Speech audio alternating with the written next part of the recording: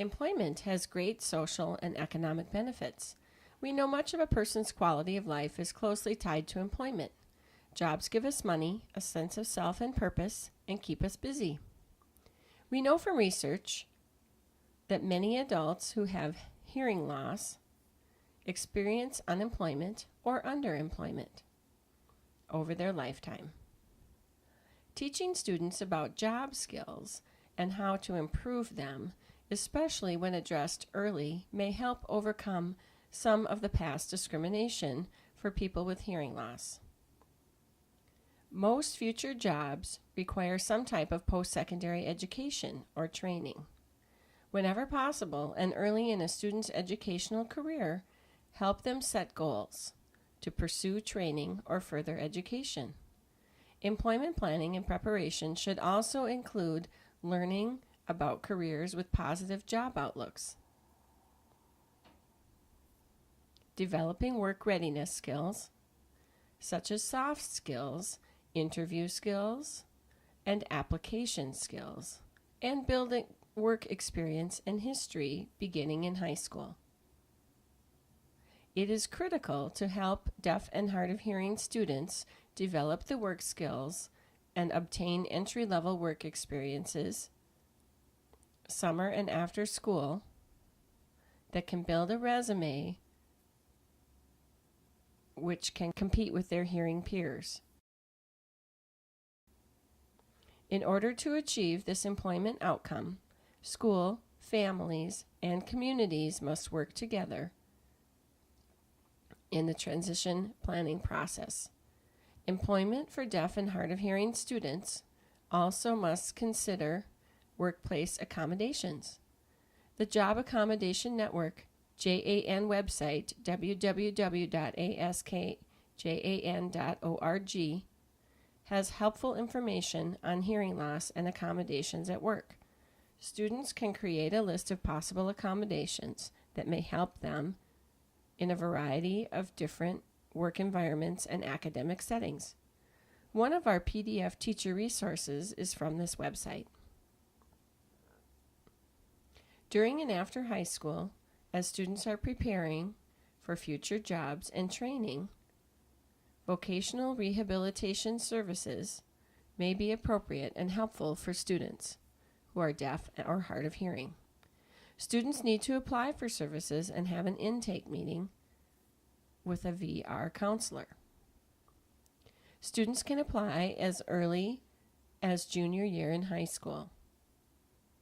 If the applicant is eligible, a case will be opened and the student will work with the counselor to develop an employment plan. VR services can include assistance with career counseling and guidance, job search and placement, interpreting for interviews, job coaching, and assistance with planning for vocational or post-secondary training. Additionally, a VR counselor is assigned to every high school in Minnesota and can provide information on services available to people with disabilities who anticipate needing assistance with preparing for or maintaining employment after high school.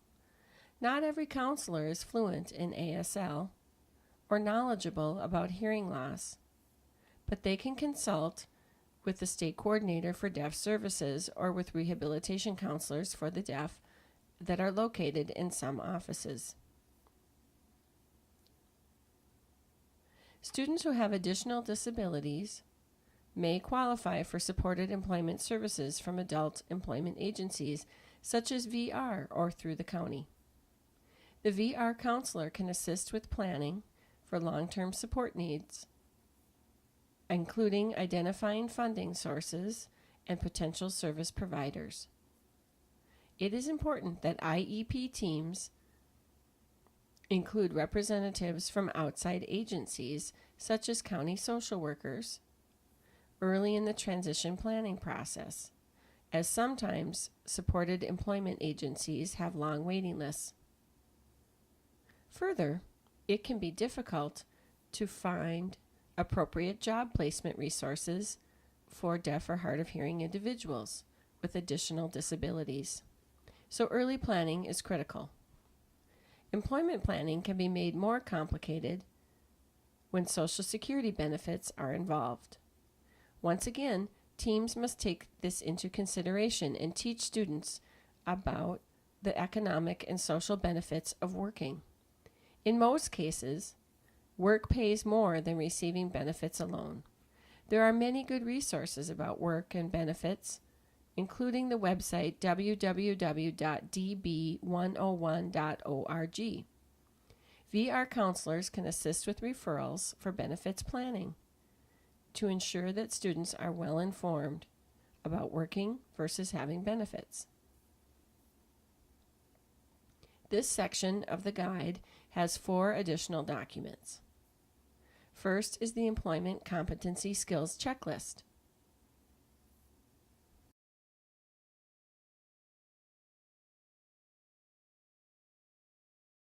It is not necessary to rate every box. Decide which items make the most sense to the student, and some might become goals or objectives or activities on an IEP. Next is the Personal Information Sheet.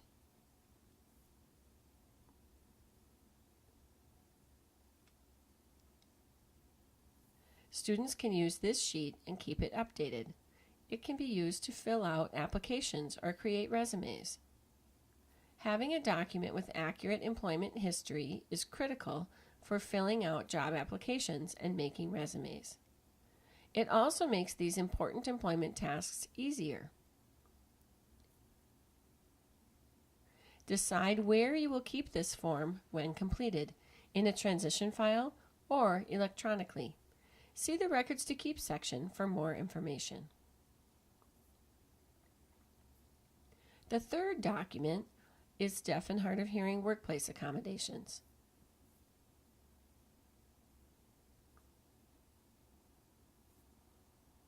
It comes from the JAN website.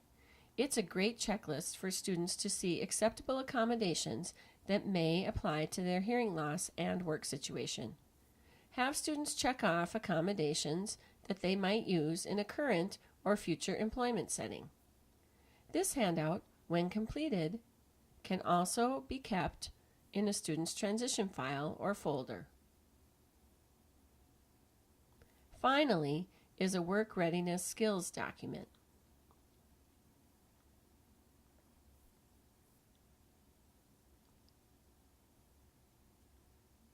Teachers and IEP teams can use this handout to identify some work readiness skills that can be taught and practiced in the educational setting, but hopefully will be transferred to an employment setting after high school. Many of these skills are applicable to middle school and even elementary school. Many of these are often seen as student school skills, but pointing out these critical work skills to both students and parents can keep the IEP team focused and longer-term planning.